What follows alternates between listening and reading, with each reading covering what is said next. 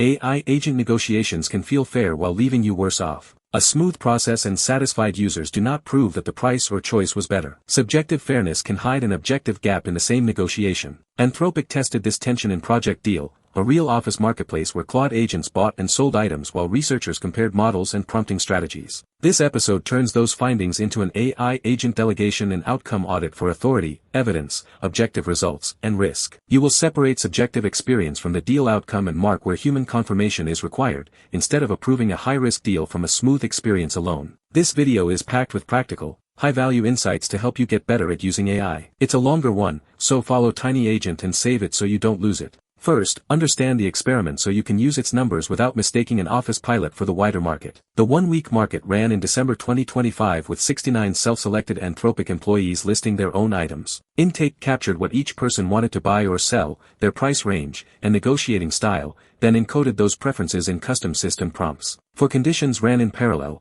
2 used Opus for everyone, while 2 mixed Opus and Haiku to separate model quality from prompting strategy. Once the market opened, agents searched, offered, and negotiated without per-deal human intervention or sign-off. More than 500 listings produced 186 deals worth just over $4,000. This was a cooperative office pilot with self-selected employees, not an adversarial market designed to represent broad deployment. Chapter Recap. First, this was a one-week real office market with 69 participants. Second, for conditions compared model quality and prompting strategy. Third, removing per-deal sign-off served the experiment and should not be copied into real deployment. Next, examine the fairness blind spot. Nearly identical satisfaction can coexist with different deal outcomes. In the mixed runs, Opus users completed 2.07 more deals on average, a statistically significant difference. Their likelihood of selling rose 6.63 percentage points, but the p-value was 0.057, so that increase was not confirmed. For the same item, Opus sold for $3.64 more on average. One broken bike sold for $65 with Opus and $38 with Haiku. The joint model estimated that Opus sellers received $2.68 more,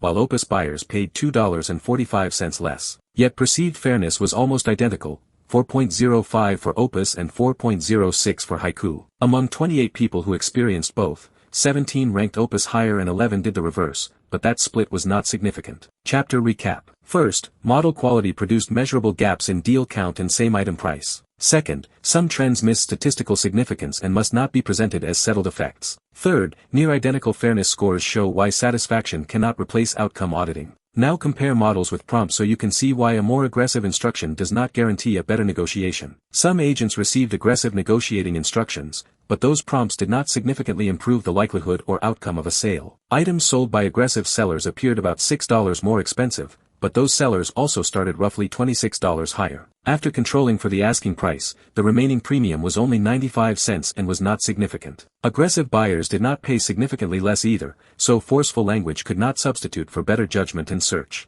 At least in this pilot, Anthropic concluded that model quality mattered more than this prompting strategy. That is not a universal claim that prompts never matter. It is a reason to compare model, prompt, and outcome separately. Chapter Recap. First, aggressive prompts did not deliver a confirmed overall improvement. Second, starting prices can create a superficial advantage that disappears after adjustment. Third, model quality deserved more attention than this single prompt strategy in this pilot. Now define authorization boundaries so experimental autonomy becomes permission you can trace, confirm, and revoke in a real product. Project Deal agents began from user preferences and price ranges, so production systems should turn buy, sell, and budget limits into explicit authority. The experiment deliberately removed per deal sign-off, and the source notes that this does not reflect Anthropic's recommended deployment practice. One participant bought the same snowboard through different agents, exposing missing shared state across sessions. In a bizarre deal about a date with a dog, agents invented concrete arrangements, showing that negotiated text still needs factual review. Real systems should separate browsing,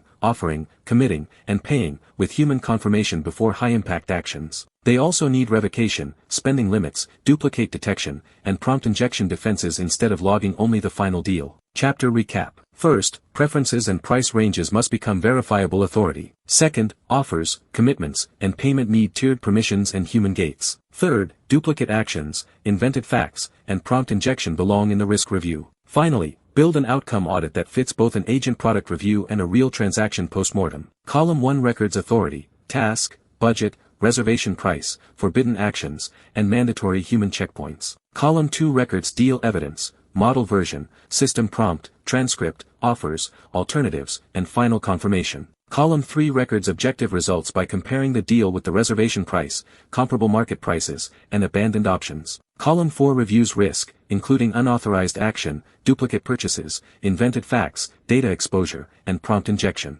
When money or consequences matter, benchmark models and prompts instead of treating one smooth experience as proof. Record fairness and satisfaction as separate experience metrics so they cannot erase price, value, or authorization gaps. Screenshot and use this audit to review your AI agent's authority, price, and outcome. Chapter recap. First, record authority, reservation prices, and human checkpoints. Second, use complete evidence to compare the deal with available alternatives. Third, audit subjective experience separately from objective outcomes. In short, AI agent negotiations can feel fair while leaving you worse off. Project Deal suggests that model quality can change deal count and price while perceived fairness barely moves. Production systems should connect authority, model, prompt, deal evidence, and objective outcome in one audit trail. If an AI agent made a deal for you, what would you inspect first? Its authority, the price, or the alternatives it abandoned? Tell me in the comments. Follow Tiny Agent. Tiny Agent helps you get better at using AI.